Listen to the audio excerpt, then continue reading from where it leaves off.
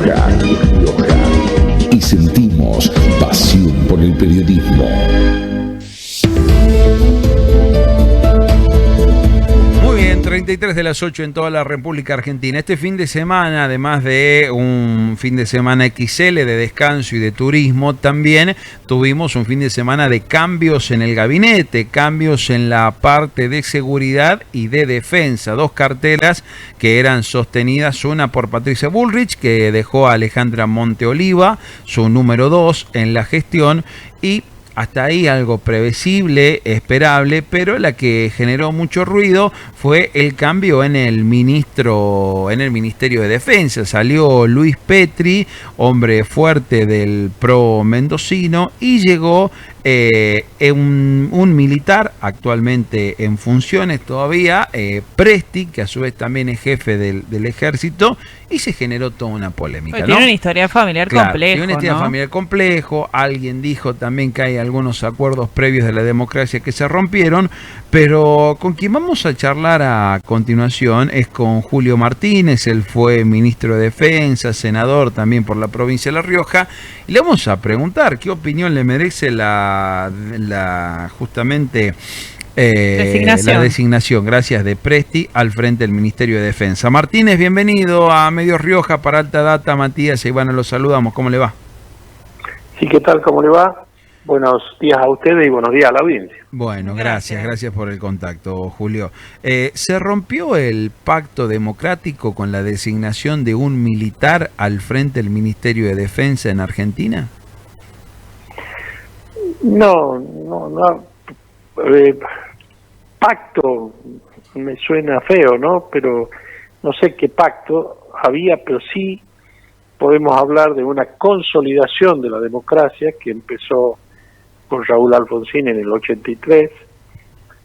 Cuando Raúl Alfonsín asume, eran otros tiempos, había unas Fuerzas Armadas que estaban formadas en otra doctrina, y que veníamos de un espiral de ciclos de interrupción del orden constitucional.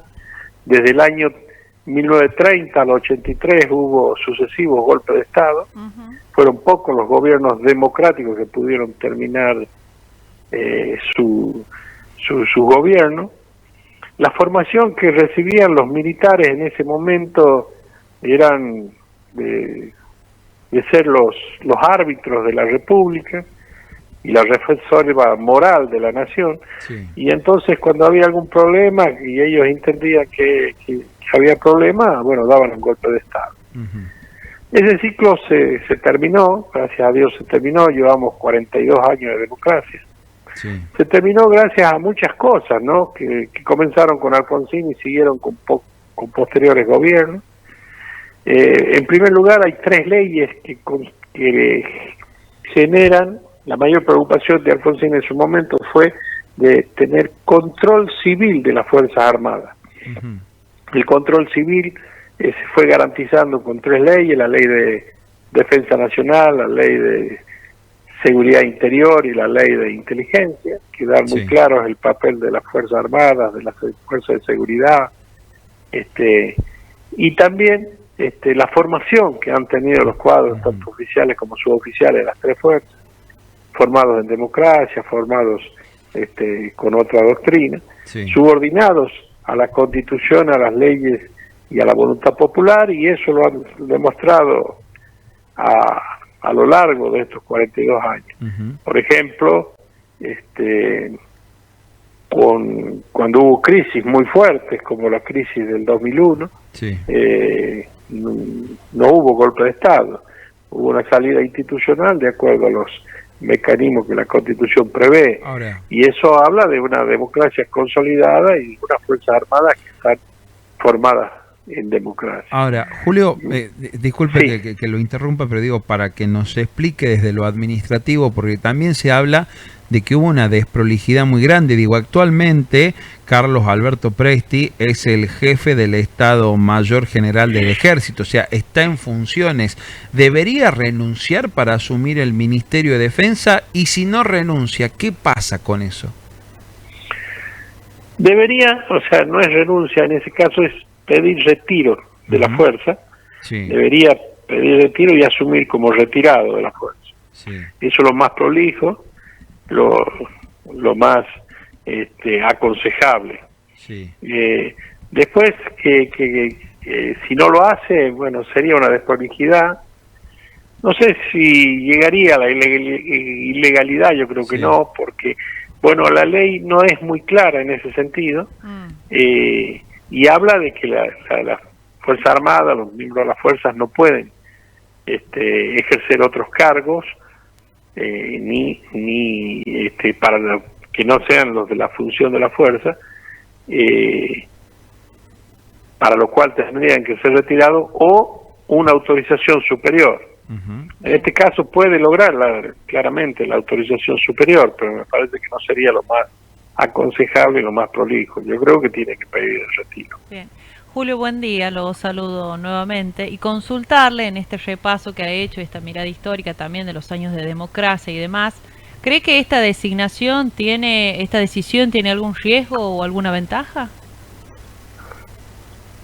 No, riesgo no le veo, y riesgos el mayor riesgo que podríamos haber tenido en otro momento es de interrumpir el orden constitucional. Ese riesgo, yo creo, y esos fantasmas creo que fueron aventados y alejados por la consolidación que se hizo de la democracia y la formación que tienen estas fuerzas. Y las ventajas, sin duda que poner un militar ahí tiene conocimientos muy importantes de su fuerza.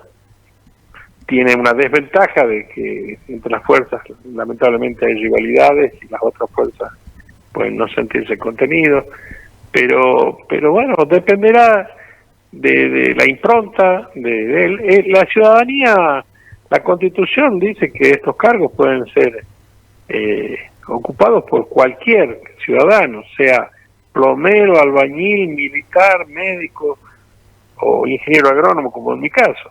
Claro. Así que no plantea ninguna limitación. ¿Lo conoce en otros países del mundo, en otros países del mundo es muy normal, en Estados Unidos y Europa es muy normal que los militares sean o ministros de defensa u otros cargos, y no hay ningún problema. El tema es que también en esos países no hubo la historia de golpes de Estado que tuvimos nosotros. Claro, ¿no? Siempre, como dice usted, la ley permite, pero históricamente se ha evitado por ahí que se ocupen estos cargos. ¿Lo conoce usted a Presti Martínez? Lo conozco de vista.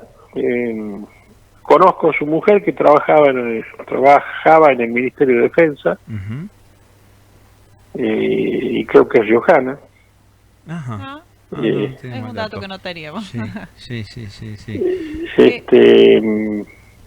Pero bueno, no tuve tratos ni amistad ni nada. ¿Y qué opinión le merece también? Porque este gobierno nacional, desde la campaña hasta la actualidad, por ahí no es algo que se discuta tanto ahora, pero del presidente, la vicepresidenta, esta mirada para algunos sectores negacionista con lo que pasó con los desaparecidos. ¿Qué opinión le merece también? Bueno, no, yo no estoy de acuerdo en negar lo ocurrido en la dictadura, ni los desaparecidos, ni todo esa historia trágica. Creo que siempre la tenemos que recordar para no repetir, para que las nuevas generaciones sepan valorar la democracia, sobre todo.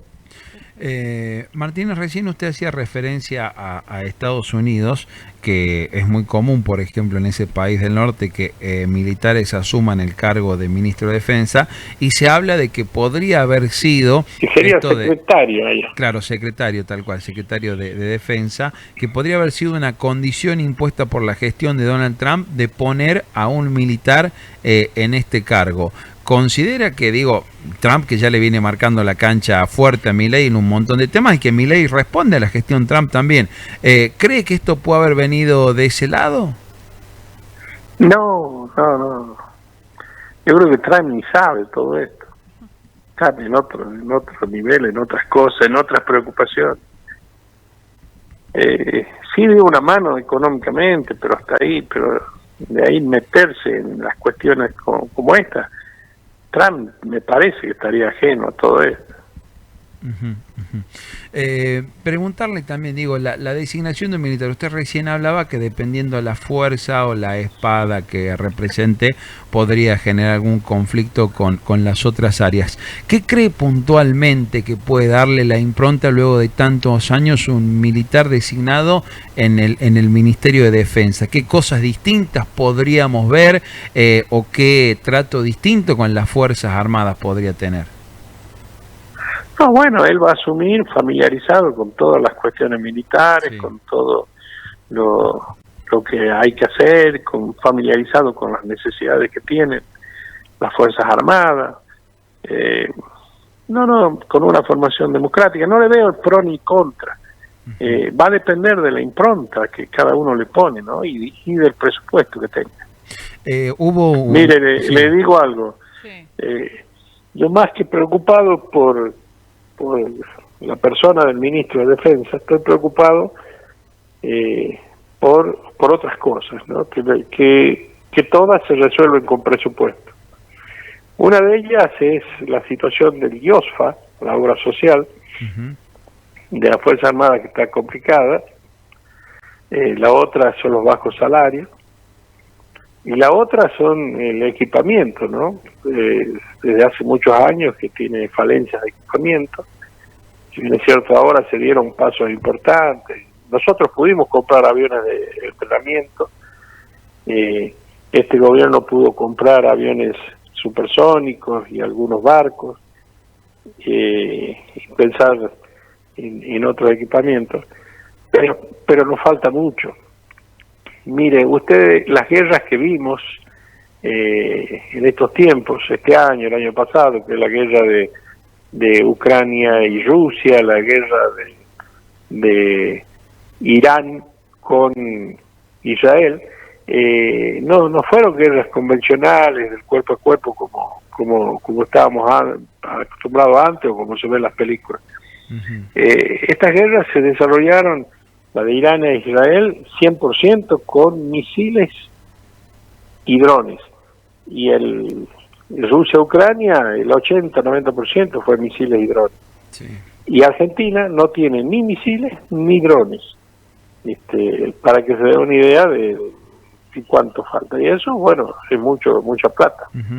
Usted recién hablaba de situaciones complejas que se ha atravesado y hacía un análisis de 3 puntos claves en la Fuerza Armada. No lo quiero dejar pasar y se lo quiero preguntar también, porque fue parte de una gestión. Si piensa usted que quizás en el momento que sucedió uno de los hechos más graves que tiene que ver con las Fuerzas Armadas, por lo menos del último tiempo, que fue el hundimiento del Ara San Juan, si quizás un militar en el cargo podría haber evitado situaciones como el destrato a las familias de las víctimas, el espionaje y demás. ¿Cree que en ese caso puntual, un caso que usted lo conoce muy de cerca, si hubiera habido un militar en el cargo, podría haber sido distinto lo que pasó? Y no lo podemos decir, no lo podemos saber. Pero bueno, depende de la personalidad, depende del presidente de la nación también. Depende de muchas cosas. ¿Cree al día de hoy con lo que pasó con Ara San Juan que algo se podría haber hecho distinto, haber cuidado más a la familia y las víctimas, por ejemplo? Sí, sin duda. Todo lo que se puede hacer a favor de la familia y las víctimas es poco, ¿no? Después de haber perdido un familiar, sin duda. Martínez, le agradezco este contacto, ha sido muy amable con nosotros. Muchas gracias a ustedes. Hasta luego, que tenga un buen resto de jornada. Bueno, ahí estaba la palabra de Julio Martínez, dirigente del radicalismo riojano, también estuvo en el PRO, fue parte de la gestión presidencial.